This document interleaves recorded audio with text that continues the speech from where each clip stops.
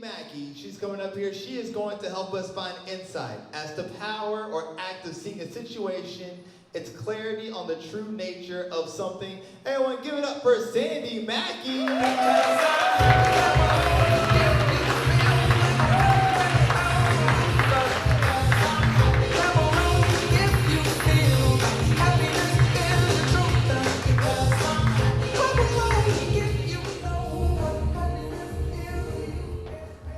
Bam.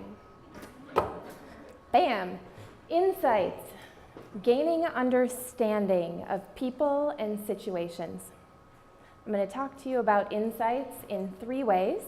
1, personalities. 2, face reading. And 3, golden retrievers. So let's start at the beginning. When my son was 4 or 5, I began to notice that he dealt with the world, life, a little differently than I did, and a little differently than my daughter did. You see, my personality, I was charges into a situation. We'll figure it out when we get there. I'll navigate it, I'll have decisions to make, not a problem, let's do it quickly. My son, on the other hand, was a lot slower to jump into things than I was. He would take his time to process, and we used to joke if the house were on fire, luckily it never has been, he would take the time to tie his shoe because his decision-making process was just a little bit different than mine. When I was able to help my children and myself and the rest of my family understand the different types of personalities that are in this world, we were able to frame a lot of our conversations in new ways. So instead of it being a problem that my son would choose to stop and tie his shoe, we learned that that's the process his brain needs to take in order to make a decision. So if you haven't gone into studying personalities, it can be really simple, 4 basic quadrants. And those 4 personalities that you encounter generally will be the person who charges in. They're the fearless, kind of take charge of a situation kind of person, no hesitation, they make decisions quickly, they process information quickly. Second personality type you may encounter is the type that when given some information, they need more of the information. They need it detailed. They need charts and graphs and things to back it up so they can thoroughly understand what they're looking at. The third personality type you may encounter is the life of the party. It's all about the people. We want to have a good time. People, people, people.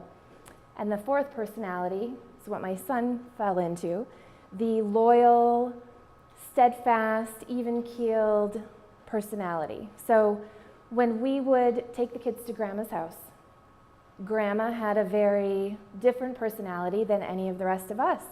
So on the way to Grandma's house, we would have conversations like, this may come up in conversation, and just remember, Grandma loves you, she just processes the world a little differently. And many, many lessons over the course of my kids' childhoods. They're young adults now, they're doing great, it's amazing, but lesson after lesson kept happening. So one of the lessons with my daughter, who is a very different personality than my son, happened at a soccer field. So my kids were in organized soccer. Usually we spent all Saturday watching them play the games. And this one particular Saturday, I remember, I was preoccupied. Life was happening, work was happening. I don't remember what the life and work was, but at that time it felt important. I don't know if you've ever had a moment where you've been somewhere, but you were really somewhere else because it was more important over there. But if you think back on it now, you probably have no idea what you were thinking about. So we're sitting on the ground on a blanket at the soccer field. And my daughter starts picking dandelions because we're sitting in the field. And then she starts kind of just juggling them around and tossing them toward me. And in that moment, I'm preoccupied. I'm watching soccer, but I'm thinking about what I'm supposed to be orchestrating next. And I'm not really paying attention, but I start tossing dandelions back. And the game wraps up, and we start walking back to the car. And the moment that I was preoccupied thinking about everything else, my daughter says on the way back to the car, "Mom, I had so much fun. I had so much fun with you throwing the dandelions." So that lesson, my daughter's personality is all about the people. And in my moment of even being preoccupied, I was able to give her a moment that mattered. And then on the way back to the car, she gave me more. So personalities, very worth looking into. Face reading. So in navigating the world, when we meet new people, during break today will be a fantastic time for you to practice this. Along with the personalities, certain people need more time to process information. So there's a whole study in face reading, physiognomy. You can learn how people process information by simply looking at their face, because your thought patterns imprint on the way that your features show up on your face. And this happens over time. So you've been working on this your entire life, and it got you here. And if there are new traits that have come to light on your face, or there's other traits that have disappeared, it is likely a result of your thinking process. So one of the quick and easy ways to start practicing this, and that's the best way to learn about face reading, is if you pick something that you'd like to learn more about. How can I recognize when people might have this type of thought pattern or this type of process? The very first one is how quickly people process information. And this story comes to mind because I was at an event a few years ago and I had a conversation with Brent, and we were talking about, he was not in a relationship at the time and he was looking for something in the future, and we had been talking about face reading, and it's a great topic people love to get into, and he said, "Do you have any advice?" And I looked at him and I said, "Yes, I do. Look at how your forehead slopes. You are a speedboat. You are cutting through information left and right. There's things flying by the wayside. If you're looking for a successful relationship, you need to look at somebody's forehead, because your forehead would not be compatible with a tugboat forehead." If you can picture a tugboat forehead, they're plowing through something slowly and methodically. So, of course, he probably let that just go in one ear, out the other, went on his way. I was able to meet the woman he found in his relationship, and I approve of her forehead. So you blended that very well. So the ability to start to understand how other people process information will help benefit you, because you can look at the world and not say, well, what's wrong with this situation? But if you understand it, you can say, aha, I see how they need information. Maybe I can present things in that way, or I can alter how I approach them because I have more information. So the forehead, that's just the tip of the iceberg when it comes to face reading, but it will serve you well, especially if you find yourself in a conversation and you're like, okay, can we keep it moving? I'd like to move on. And the other person is, they settled in and this story is going to last forever. Take a peek at their forehead. It'll give you something to do while they wrap up and you tune in with one ear. And you'll notice, especially if you are a speedboat forehead, if you can understand this and if you can communicate this to people around you, life will become a whole lot smoother because you'll know how to interact a little bit more. So the third place where we can gain insights is with golden retrievers. So I grew up with dogs. We had mostly big dogs. We had some little dogs. I've been around all kinds of dogs all my life. You haven't lived, really, in my opinion now, until you've gotten a golden retriever. So there's a lot of wonderful dogs, and whichever type of dog is in your life, I'm sure is beautiful, but there's something magical that I've come to understand recently about golden retrievers. Golden retrievers, and the backstory of this is with the pool company, started with one golden retriever, Penny the pool dog, and then Penny the pool dog had puppies, and then there are more puppies. So at the average day at the office now, I hang out with 7 to 9 golden retrievers. You know, like there's 11 if we have a family reunion, and it's awesome. Also very hairy. But they each have their own personalities. And I believe in watching the people around me, because of course I have a golden retriever, his name is Bob. Al has Penny the pool dog, and then there's Callie and Loki, and there's all these stories, and all these golden retrievers have their own personalities.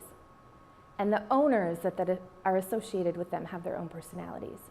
And I know I've heard Tom Hill say in the past that money is a magnifier. Money makes you, or shows more of who you are. A golden retriever shows more of who you are than anything that I have ever encountered in my life. A golden retriever is always happy to see you. If you are their person, they are ecstatic when you walk in the door. If you're not their person, they are ecstatic when you walk in the door. But you really know it's like a special kind of ecstatic when it's you. They're always in the moment. They don't make a mistake and take it with them into their future and beat themselves up over it again. In the moment, they make a mistake, they deal with it, they move on, they're in the next moment, and they're still so happy to see you. So that continual sense of be here with me is simply amazing. And I think they make their owners more of what they are because they become like this mirror. They become this other sense of you that you have around. And I can speak to this being a little different than other pets I've had because I've never experienced myself being magnified as much as it has been with my golden retriever, Bob. So it's hard to explain exactly the secret sauce that Bob came into the world with. But it's this kind of inner sense of knowing, like he's looking for understanding in different situations.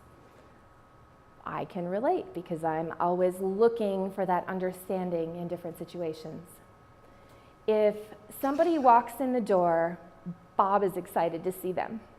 If somebody tries to get Bob to go out of a door that I'm not ready to go out of, Bob will, physically, he'll walk backwards so that he doesn't have to leave because he's aware that that's where he wants to be.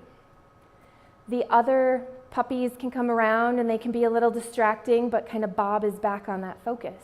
So what I've understood with Bob is he's taken on some of those characteristics that I have. And I'm able to work within my personality and how I process information, and Bob reminds me to be in the moment. Always continue to be excited. If I make a mistake, move on, because the next moment is going to bring the next most important thing.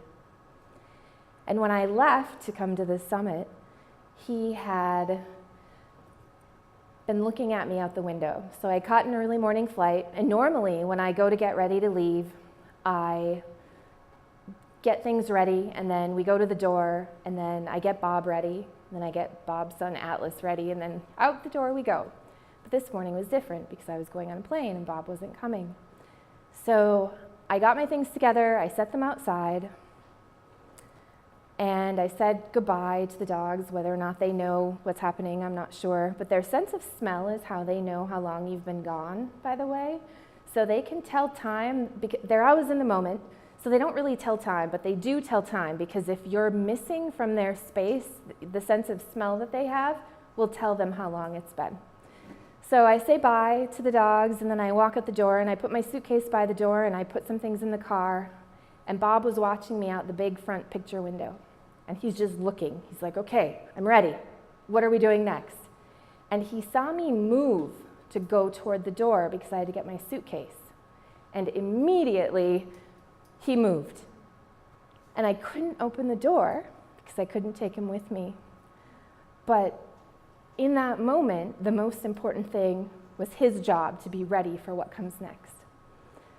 So that insight and that moment helps allow me to remember that every moment is important. So if I'm here, it's important. If I'm with him, it's important. And if I'm working on understanding anybody else that's in my life, being in that moment is very important too. Thank you.